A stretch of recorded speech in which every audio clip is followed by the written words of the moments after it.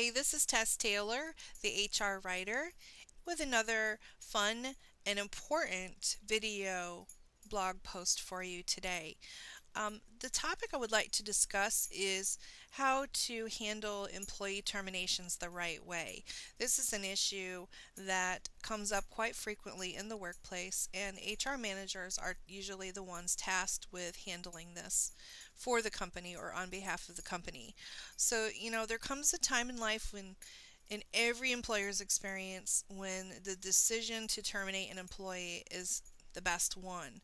Unfortunately, it's never an easy decision to make, but it's sometimes out of business necessity to do so in the right manner, to salvage the business or to improve the situation at your business.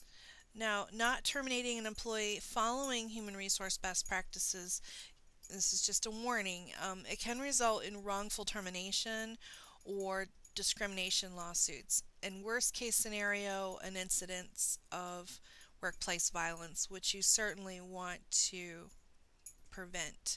So I came up with a list of 9 steps to handling employee terminations the right way based on experience of both myself as an HR professional and general best practices that are available to you through a variety of sources. So to terminate an employee the right way, here are just the 9 guidelines to follow.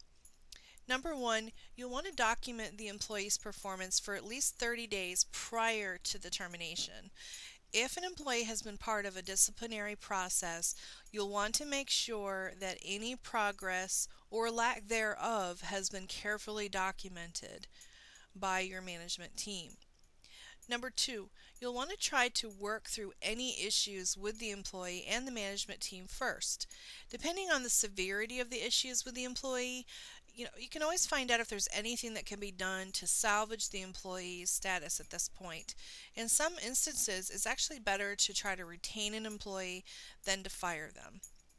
Number 3, select the best termination date for your company based on production schedules and projects that are going on. Unless a company policy and a serious policy has been violated, you'll want to avoid terminations during peak production cycles or during those time-sensitive projects.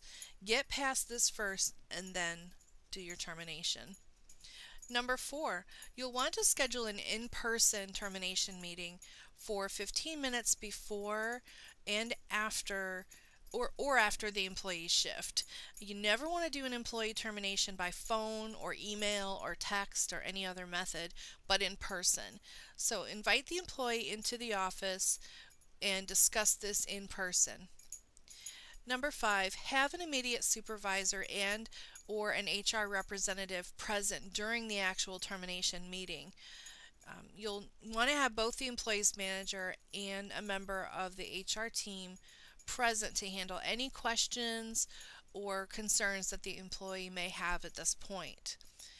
6, you'll want to provide a written termination form that clearly explains the reasons for termination and have the employee sign off on this sheet. Any termination, of course, must be for a valid, unbiased reason. Be prepared to provide this information and have the employee sign off on this document. Retrieve any company property, security badges, uniforms, computers, or anything else that belongs to the company at the termination. Company theft is a serious issue with terminated employees, so get any company property and security access, including computer passwords and access to products, before you let the employee out of your sight. Number 8, respectfully escort the employee off the property and make sure it's out of sight of other employees and their peers and customers, of course. This is not a time to make a scene.